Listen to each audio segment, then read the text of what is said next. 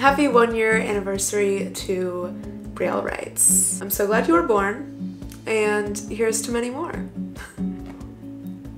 Hi, welcome to the video. If you're new here, my name is Brielle. Let's acknowledge multiple elephants inside the room. Okay, 1, yes, my hair is black now. It was time. I was missing the ultra dark hair. 2, I'm currently in the process of moving. This is one of the few corners of my apartment that's still somewhat intact. I was honestly not really planning to film again until I have moved to Seattle, so we're getting a little bit of an unexpected video. And last but not least, elephant number 3. This video is a little premature. Technically, my 1 year on authortube is in October, end of October actually. So we're doing this about a month early. We are celebrating a birthday in advance, which is technically bad luck. However, I was really excited to make this video. We're almost at a year on authortube. I feel like all of my thoughts and reflections will still apply. If you're new here, which I'm assuming most of you are not new here given the content of this video, but if you are new here, hi, I'm Brielle. I'm a new adult fantasy writer currently working on her debut novel, and as you can probably tell from the title of this video, I've been making videos on authortube about writing for almost a year at this point. And I thought it would be fun to do a video answering some of your guys' questions about sort of that content creation side of things. We obviously talk a lot about writing over here, but I thought it'd be interesting to have a little chat about the YouTube side of what I do, answer some of your questions, and we have a really fun mix of questions. You guys asked some really good things. I narrowed it down to the questions that are most relevant to this topic, but if you asked something that was more writing related, I did see it, and I'll be saving those questions for the future. That's just not so much what I want to talk about today. We're keeping it more focused on the YouTube side. So without further ado, let's jump right into it. Question number 1 was, how do you plan out your time with writing and content creation while working full time? How are you motivated to prioritize those things? So the first thing I will say is that I really don't do a great job of planning out my time. And this is something that I actually want to improve on in the future, because I think I would be a lot more calm and collected if I had designated times to work on my different things. Like if I had a set filming day and a set posting day and editing day and writing times and all of that. As it is right now, I kind of take it more day by day, and I do find that that makes me a little bit more stressed and frazzled because it feels like I'm going back to the drawing board every week on when am I going to fit in these things. That being said, I will say I feel like I'm just starting to lay the groundwork a little bit. Like I've started getting into a consistent schedule of uploading in the beginning of the week, whether that's Monday, Tuesday, Wednesday, sometime in the beginning of the week. So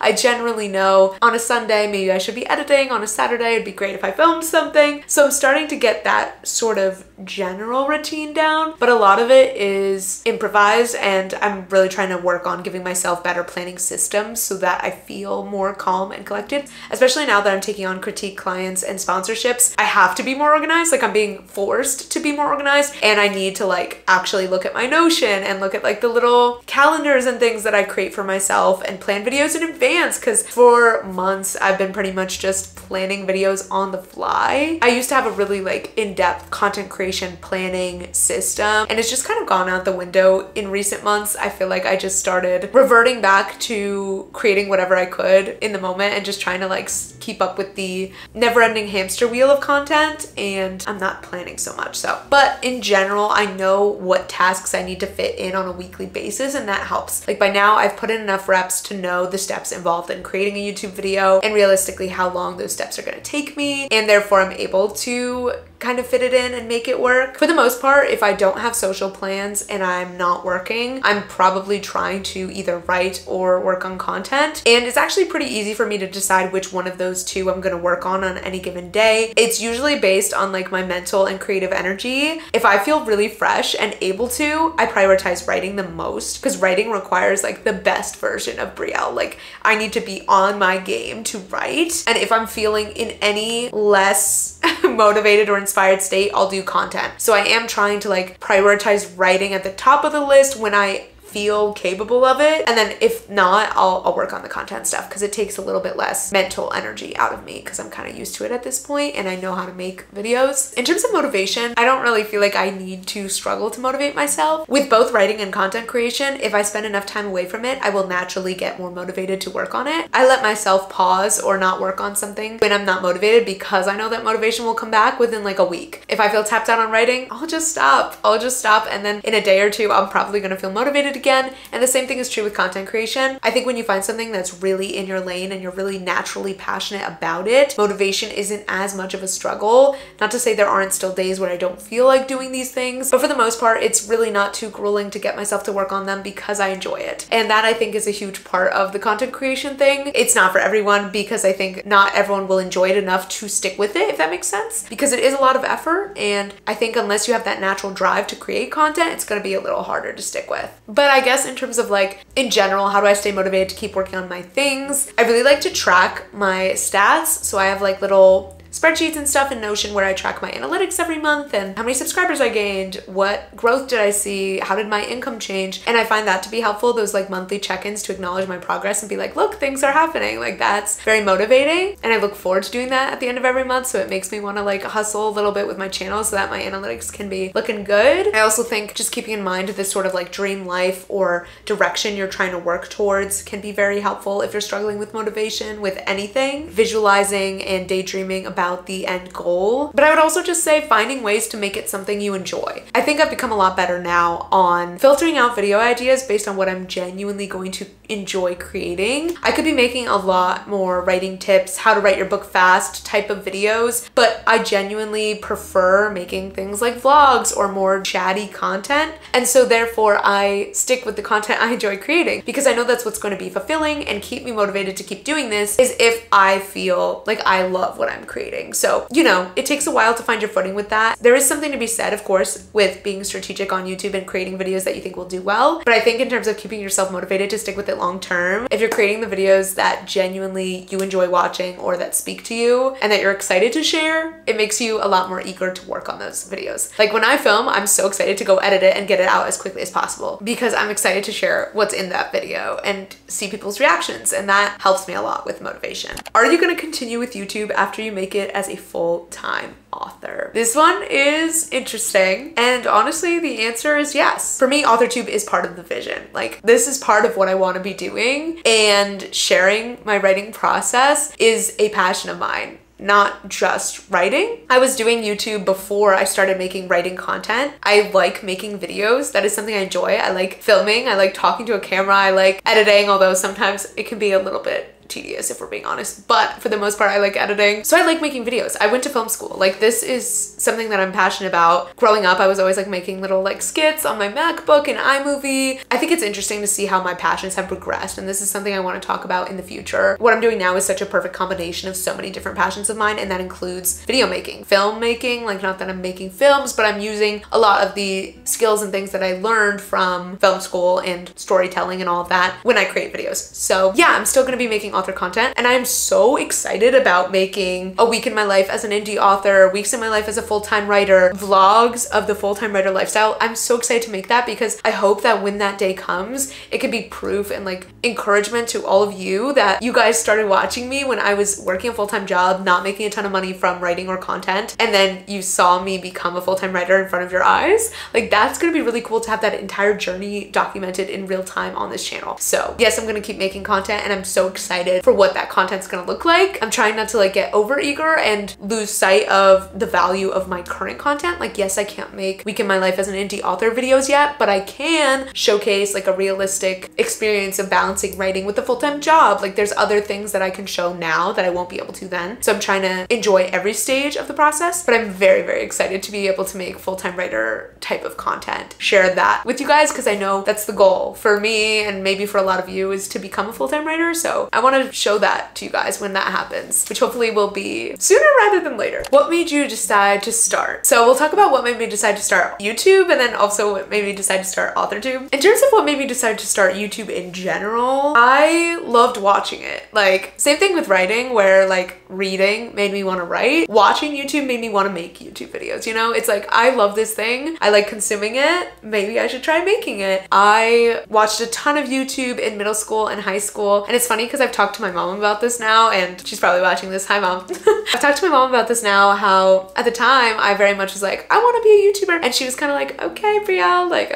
that's interesting. I went to VidCon, and I tried making videos in college and ultimately got too embarrassed and deleted everything, but I always kind of knew that I wanted to be a YouTuber, and I went through different stages of embarrassment, acceptance, eventually finally getting the nerve to start again at the end of college, created my lifestyle channel, Brielle Juliet, which if you guys really like me, my personality, there is a, backlog of content over on that channel if you're curious. But yes, I started my lifestyle channel, Brielle Juliet, and then this past year, like a year ago now, I decided I'm watching so much authortube. I was obsessed with Katie Wismer. I was watching Kelly already and Lynn, and I was like, I'm watching all these authortube creators. Clearly I love this content. Why not make it myself? And I had just started writing a few months prior after years away from writing, and I was so eager to talk about my project and I wanted to share what I was doing with somebody. I was like overflowing with the urge to like talk about it, and I was like, why don't I just sit down and film a video? And I filmed that NaNoWriMo announcement video, not really thinking much of it, very spontaneously. I wasn't even planning to start the channel that night, but I was like, I just am dying to talk about this.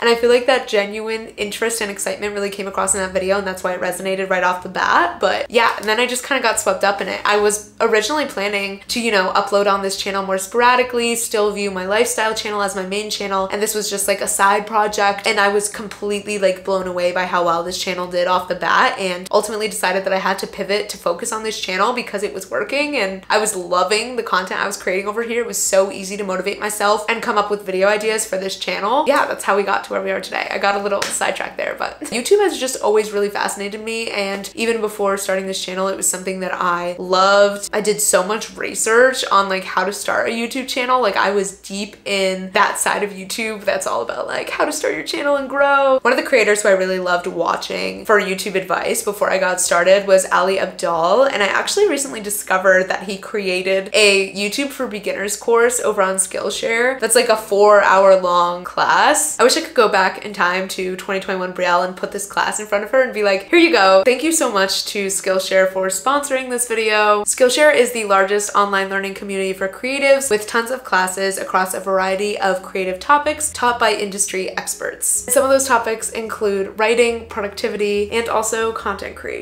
What I really love about this class is that Ali has the perspective of someone who was working a 9-to-5 and he was able to build a super successful and profitable YouTube channel and business while working full-time, which I feel like is the position that a lot of us are in. You know, if you're also considering starting an authortube channel, you would likely be building it while working a full-time job. So it's always nice to get advice from someone who's been in those shoes. Something else I love about this class is that there's like a class project where basically throughout the class, Ali is helping you to genuinely start your channel. Like by the end of the class, you're supposed to have uploaded your first video. And I love how actionable Skillshare classes are so that you're not just absorbing all this information, you're also putting it into practice and actually starting the channel. If you guys are hoping to get started with your own YouTube channel and become a content creator, join the authortube space, which I could not recommend enough. I feel like Skillshare is a great resource to get you started with some really valuable beginner tips, all in one very succinct, very well thought out package. And you can try it all out for free because the first 500 people to use my link in the description will get a 1-month free trial with Skillshare. Thank you so much to Skillshare for sponsoring this video and for being such a great partner on this channel. The next question, I'm going to read the actual comment rather than like a butchered version because it was very sweet and I want to say thank you. Hey Brielle, happy channel anniversary. I just created a channel to post writing vlogs and I'm finding it a very different process than the educational content I'm used to making. So if you could give any vlogging tips, that would be great. How do you plan your vlogs? What equipment do you use? Any editing tips? How do you organize your editing for vlogs? Things like that. I absolutely love the aesthetic of your vlogs, the frames, the color correction, which makes sense since you're a film major. Congrats on the channel and thanks for the amazing content. Thank you so much, Olivia. This was a very sweet comment. I'm so glad you enjoyed the vlogs. The first thing I will say is that it took me a very long time to get to where I'm at now with my content. Again, if you want to deep dive over on my other channel, you can see how rough it was at the beginning. Yes, I do think the film major stuff helped me. However, it was also a lot of just trial and error with content itself and making YouTube videos and trying color correction that looked bad. And hopefully that's a comfort to anyone who's having a bit of a hard time with making content. Just know that I've been there. But in terms of vlogging tips, I will recommend you go check out my video that I made on how to start an authortube channel from scratch because I gave a lot of tips in that video, but I'll give some more here. I feel like I used to trip myself up with vlogging because I was just overcomplicating it, and I started having a lot more fun with it when I allowed it to be more unfiltered and more me sharing my genuine thoughts in the moment of what I'm thinking about as I'm writing. My vlogs are very chatty, and I actually feel like that helps me to create a personal connection with my viewers. I also think about what I like when I see vlogs, and sure, I appreciate an aesthetic clip of someone making a coffee as much as the next person, but at the end of the day, what I'm really there for is because I want to hear their thoughts and I like their personality. And so that's something that I've really started prioritizing in my vlogs, is those more vulnerable chats that other writers will probably relate to. Not being afraid to share the things that I'm struggling with or the realizations that I'm having about the writing process, and letting the vlogs be as much about my thought process with writing as it is about actually showing me writing and like getting words down and all of that. That being said, I do try to keep my vlogs visually interesting. I try to switch up my locations, get different angles. I like to try and do a mix of wider and closer shots, especially when it comes to b-roll. When I'm out and about, honestly, at cafes and things, I pretty much just use my phone. I'll try to get clips of me writing, and then my screen, and then maybe if I'm having a matcha, I'll try to like get a clip of the matcha. Like, I try to create as much of an immersive come on a writing date with me experience as possible. Sometimes I'll even get me walking up to the cafe so that it really feels like they're coming on the writing date with me and kind of seeing the whole experience through my eyes. Those are the vlogs that I feel the most proud of, is when I really do that well. Yeah, I would say try to switch up your locations if possible, even if that's just moving around to different rooms of your house or different angles of the rooms in your house. Share your real thoughts and things that other writers might find relatable. If you're balancing writing with a full-time job, if you're a new writer, if you're facing any of those common writer struggles, definitely talk about that. Open up about that and how it impacts your writing process, because that's what other people are really going to relate to. You asked, how do you plan your vlogs?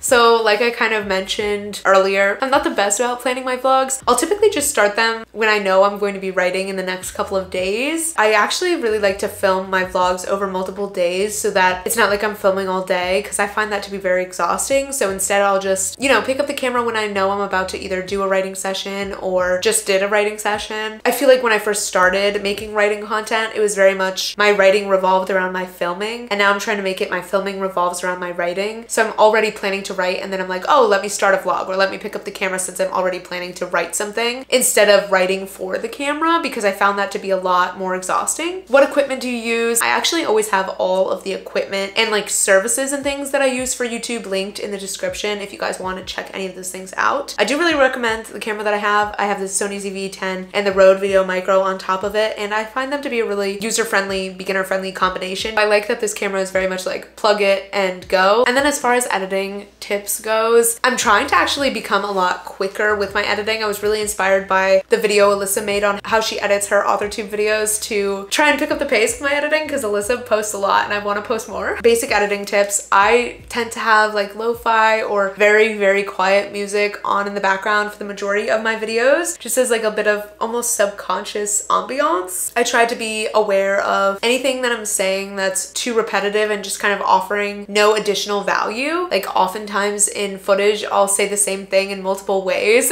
and I didn't even realize it, but it's not adding anything new. So similar to kind of how you would edit a book, actually, trying to cut out anything that's not adding additional value is something that I try to work on. But I do let my videos stay pretty chatty and pretty conversational, because I feel like people like longer videos. So I would say don't feel like you need to cut everything out and make your video super like choppy and fast. I feel like people actually really like a longer video, so don't be too like brutal with your editing. I would say keep a lot of the more conversational personality parts in. That's what's gonna make people actually really like you as a person. And then in terms of like my b-roll montages and stuff, I really like having fun with text and graphics. It's a fun way to add some visual interest. And I also like varying up doing b-roll montages with music and then b-roll montages with a voiceover. Sometimes if I'm like doing a lot of different things in the b-roll, I find it more interesting to voice over it so that I can say, then we went to a cafe and I worked on this and this is how that went, and then we went to a bookshop. Like if there's multiple things happening in a b-roll sequence, I like voicing it over, especially knowing that a lot of people are watching YouTube while doing other things, so they might not be looking at the screen. So sometimes voiceover is a fun way to spice up like a b-roll sequence. And if you don't know what b-roll is, it's basically just like footage of you out and about doing things where you're not just talking to the camera. So, you know, if I filmed at a cafe, me typing and stuff, that is b-roll. But yes, I like spicing things up with graphics. And I would also really recommend, to save yourself time and energy, reusing some of the same graphics. Like I created some little bits of text for whenever I introduce my book project, and I reuse that every time I introduce my book because it adds a little visual interest on the screen. Text is always fun to add visual interest, but I don't have to reinvent the wheel every time, you know? Or some people like to have like their name pop up when they first introduce themselves, or a little transition between different parts of the video. I like doing that just to separate different sequences of the video and make it feel like more, I don't know, give it some more flow. So yeah, find a few like go-to graphics that you can use over and over again to spice up your content. But I would say don't overthink the editing part too much. Most of the time, people, especially with authortube, people are there because they're interested in your journey, your project, what you have to say. Yes, people like the aesthetics, but I feel like that's kind of secondary to the storytelling and the journey part of it, especially with authortube. I've created a lot of YouTube tips videos in the past, so I'll link some of those below, both the one that I created on this channel, but also some on my other channel. What authortuber is most similar to how you want your future channel to be in terms of community, size, content, vibe, etc.? This was a really interesting question. The people that are coming to mind, I would say, are Katie Wismer and Sarah Labrat. I love Katie Wismer's video concepts and like the type of content she makes. She is in that indie author, full-time writer phase, so I love seeing that type of content, and I would love to be creating that type of content eventually. And then Sarah Labrat, I feel like just has like a really ride or die community that's really invested in her and her journey and excited to see what she does. And I feel like she's done a really great job of creating a personal connection with her audience. I feel like both of those creators are very like inspiring to me. I am really excited to see this channel grow and like get bigger, but at the same time, one thing that I really love about authortube is because communities are so engaged, I already feel like I have a really solid, strong community of people, even at the size that I'm at right now, which is like really cool. Like I'm very, very happy with the size of my channel right now, and I feel like there's so much interaction between you guys and me, and I feel really solid. So that's been really cool. I didn't think that at less than 4,000 subscribers, I would feel as solid of a community as I do right now. And I feel like a lot of authortubers probably can relate to this. It's a very strong community, which is really cool. How do you get over imposter syndrome? I struggled with this a lot, especially at the beginning of my channel with both writing and with talking about writing on YouTube. I struggled with a lot of imposter syndrome because anytime I talked about something craft related, I was doubting myself in my head. I was like, is this even true? Am I giving bad advice? Like I was worried to give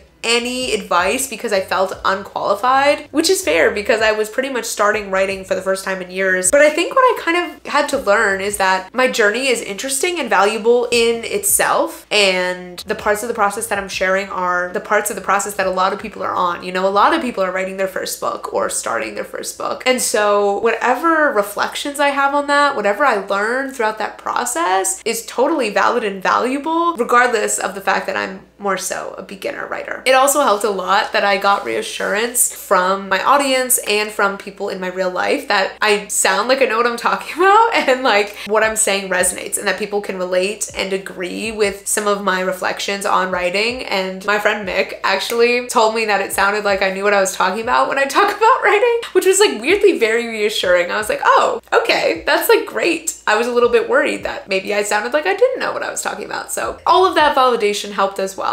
But I think the biggest thing was just realizing, oh yeah, my journey is valuable as it is. As long as I'm always presenting everything I say about writing as being my experience, these are just my reflections, my thoughts, I should feel comfortable sharing my reflections, my advice, etc., because it's just my subjective perspective. And I think I do a pretty good job of always establishing that, hopefully, and making it clear that I'm not trying to claim that what I say is applicable to everyone. It's just applicable to me, you know? Also, do you guys like this little cat ambiance? I don't even know if you can quite see, but there's a cat, a fall cat screen behind me. I thought it'd be fun to put something on there instead of just having it be black. So that's what's going on back there. Sorry if the angle has changed. My camera has died twice. How do you come up with video ideas? Like I said, a lot of times I'm coming up with video ideas somewhat on the fly, but I honestly take a lot of inspiration from the authortubers who have come before me and from other creators. The majority of my content is writing vlogs, and that makes it a lot easier on me to not feel like I have to come up with a ton of crazy, fresh ideas or concepts, because I'm really just sharing where I'm at in the process currently. And like I said, I'm really trying not to force anything about my writing vlogs or manufacture it. So it legitimately is just a reflection of where I'm at in the process. So having that as my main content has made it a lot easier to not have to stress about video ideas, because the ideas are kind of inherent in whatever stage of the process I'm at. But when it comes to my more so sit down videos, those are usually based off of current reflections I'm having around writing. So I'll take maybe a topic that I briefly touched on in a vlog and flesh it out into a full sit sit-down video, or if I'm realizing something about my own writing process and think it could be useful advice or even just comforting for other writers to hear, I'll create a video around that topic. But even my sit-down videos are very reflective of where I'm at with my own book and my own writing. So for example, when I made my video on how to write compelling characters, it's because I had just done a ton of character work in Scrivener, and I was like, this is a perfect video to make right now because this is what I'm thinking about. This is what I'm working on. What are some positive impacts growing your writing community has had on you? This question is from Andy. Hi, Andy. Andy's the best. We love her. Honestly, growing this writing community has been such a game changer for me. I am so fulfilled by what I do on this channel, and this is honestly a great question to wrap it up because I want to just like take a moment as we are doing this 1-year video, and I had a cupcake and I want to make it like a little bit sentimental.